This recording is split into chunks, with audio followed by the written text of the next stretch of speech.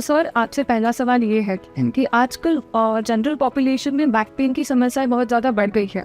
वो कॉमन एक 10 साल के बच्चे के साथ 80 उम्र के बुजुर्ग आदमी को भी ये तकलीफ है, तो उसके मुख्य कारण क्या है सर?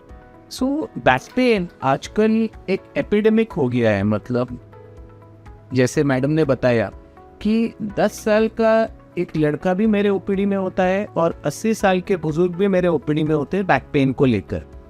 बैक पेन और नेक पेन मतलब कमर दर्द और गर्दन दर्द, ये एक बहुत कॉमन समस्या है आज के डे टू डे लाइफ में। और इसके मैं एक 5 इम्पोर्टेंट कारण यहाँ बताना चाहता हूँ। पहला है ओवरवेट। जिस पेशेंट का वेट ज़्यादा है उस पेशेंट को बैक पेन होने के चांसेस 3 गुना ज़्यादा हो जाते हैं।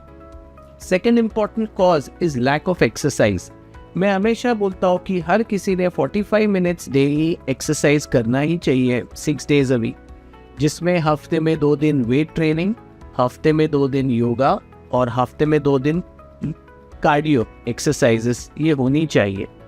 Third important thing is addictions जैसे स्मोकिंग, अल्कोहल।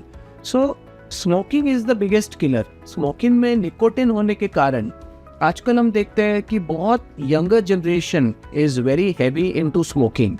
और स्मोकिंग में जो निकोटिन होता है वो निकोटिन हमारे जो ब्लड वेसल्स है उनको कंस्ट्रिक्ट करके स्पाइन का न्यूट्रिशन रोक देता है और उसकी वजह से कम एज में स्पाइन में डीजनरेशन देखने को मिलता है। चौथा इम्पॉर्टेंट कारण है हमारी लाइफस्टाइल, जैसे cellphone use, computer use, gadget use. आजकल अगर एक नॉर्मल इंसान का अगर आप स्क्रीन टाइम देखेंगे तो वो 3 से 4 घंटा है मिनिमम। कॉन्स्टेंटली जो एक इंसान है वो अपने नेक को कॉन्स्टेंटली मोड़कर ये मोबाइल की ओर देख रहा है, तो इससे ये जो नेक की मसल्स है, नेक की डिस्क्स है, ये जल्दी डिजनरेट होती है। Same thing with computer. और रही बात यंगर जनरेशन की, तो जब हम छोटे थे हम ओपन ग्राउंड में जाके खेलते थे, सनलाइट मिलता था, क्रिकेट खेलते थे, फुटबॉल खेलते थे, हॉकी खेलते थे। बट आज की जो यंग जनरेशन है वो घर में रहना ज़्यादा पसंद करती है और सिटिंग गेम्स जैसे मोबाइल के ऊपर गेम्स खेलेंगे, वीडियो गेम्स खेलेंगे, प्ले स्टेशन के ऊपर गेम्स खेलेंगे और उससे उनकी शरीर की मोबिलिटी काफ़ी कम होती है। They sit at one place, they get fatter and fatter. और वो ओपन ग्राउंड में जाकर न खेलने के कारण विटामिन डी डेफिशिएंसी कॉमनली देखने को मिलती है और फिजिकल एक्टिविटी न होने के कारण कम एज में उनकी हड्डियाँ कमज़ोर होती है। And last important reason is stress and lack of sleep. Stress I feel is a very important cause for back pain and neck pain. बहुत सारी स्टडीज़ ने ये प्रूव किया है कि अगर आपको बहुत ज़्यादा स्ट्रेस है तो आपको गर्दन दर्द और कमर दर्द की समस्याएं होगी। और second important reason is lack of sleep.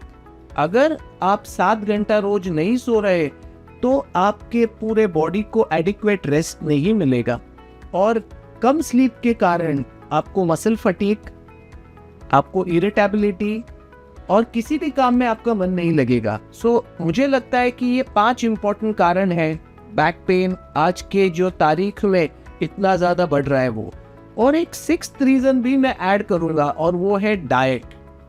मैं हमेशा बोलता हूँ कि डाइट में you should have lot of green leafy vegetables, fruits, sprouts, milk products and dry fruits. पर आज की जो जनरेशन है वो बिलीव करती है इंस्टेंट फूड में, फास्ट फूड में, जिसमें बहुत ज़्यादा मैदा होता है, बहुत ज़्यादा फैट होता है, प्रोटीन की बहुत कमतरता होती है और कार्बोहाइड्रेट और फैट ज़्यादा होने के कारण वेट बढ़ता है। बट प्रोटीन कम होने के कारण बोन स्ट्रेंथ और मसल स्ट्रेंथ नहीं होता। और इसीलिए ये जो fast food, pizza, burger, pasta, packed food, ये खाने का जो कल्चर है उसकी वजह से भी स्पाइन के प्रॉब्लम्स बहुत ज़्यादा बढ़ रहे हैं।